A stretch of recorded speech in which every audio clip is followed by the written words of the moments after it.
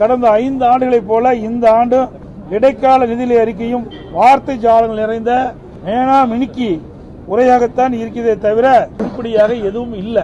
25, 26 நிதிநிலை அறிக்கையில வருவாய் வரவுகளில் மாநிலத்தின் சொந்த வருவாய் 2.58 லட்சம் என்று எதிர்பார்த்த நிலையில் திருத்திய மதிப்பீட்டின்படி மாநில சொந்த வருவாய் 2.32 லட்சம் கோடியாக குறைந்துள்ளது. சுமார் 26,000 கோடி வருவாய் குறைந்துள்ளது.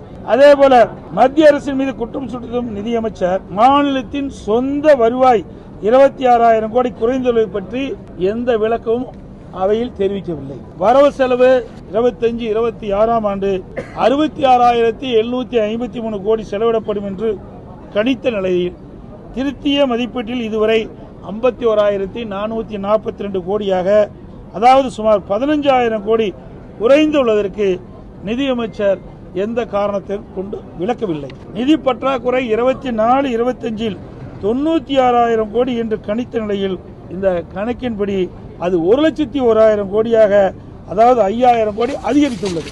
2025-26 ஆண்டு 1,08,000 கோடியாக நிதி பற்றாக்குறை இருக்கும் என்று கணிக்கப்பட்ட நிலையில் திருத்திய மதிப்பீட்டில் இது 1,24,000 கோடியாக உயர்ந்துள்ளது.